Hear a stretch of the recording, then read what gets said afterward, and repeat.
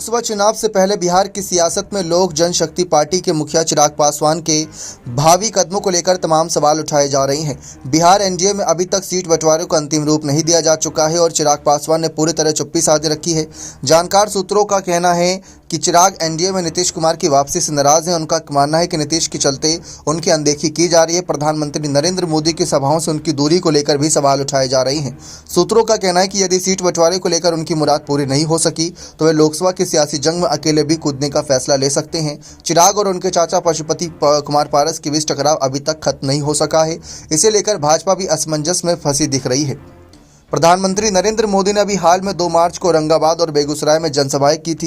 इन सभाओं में मुख्यमंत्री नीतीश कुमार और हम के मुखिया जीतन राम मांझी समेत एनडीए के अन्य नेता मौजूद थे, मगर चिराग पासवान ने दोनों जनसभाओं से दूरी बनाए रखी। अब प्रधानमंत्री मोदी 6 मार्च को बेतिया में जनसभा के लिए पहुंचने वाले हैं और चिराग के करीबी सूत्रों का कहना है कि वे इस जनसभा में शामिल नहीं होंगे।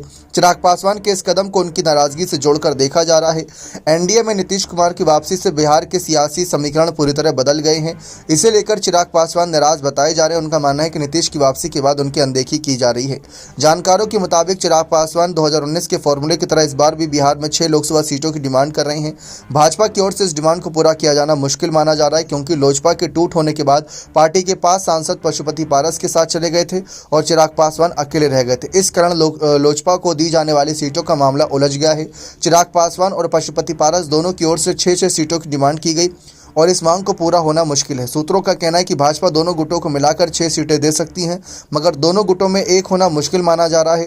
दरअसल एनडीए में नीतीश कुमार के साथ ही जीतन राम मांझी, उपेंद्र कुशवाहा की भी एंट्री हो चुकी है, जिससे सीट बंटवारे का मामला काफ़ी उलझा नजर आ रहा है। अगर हाजीपुर सीट की ही बात कर लें तो रामविलास पासवान की विरासत मानी जाने वाली हाजीपुर लोकसभा सीट को लेकर भी चाचा भतीजे दोनों में खींचतान बनी हुई है। इस लोकसभा सीट पर पिछले लोकसभा चुनाव में पशुपति पारस ने जीत हासिल की थी। वे इस बार भी इस सीट पर दावेदारी कर रहे हैं। दूसरी ओर चिराग पासवान इसे अपने पिता की परंपरागत सीट बताकर छोड़ने के लिए तैयार नहीं है। इसे लेकर चाचा और भतीजे के बीच तीखी बयानबाजी हो चुकी है। सियासी जानकारों का मानना है कि अगर एनडीए में सीट बंटवारे को लेकर चिराग पासवान की बात नहीं बनी तो उनके पास महागठबंधन में जाने और अकेले चुनाव लड़ने के 2 विकल्प बचेगा। अगर चिराग पासवान ने विपक्षी महागठबंधन में जाने का कदम नहीं उठाया तो ऐसी स्थिति में वे अकेले चुनाव की सियासी जंग में कूद सकते हैं। लेकिन तेजस्वी की तरफ से ऑफर है कि अगर चिराग पासवान साथ आते हैं तो उनका स्वागत है।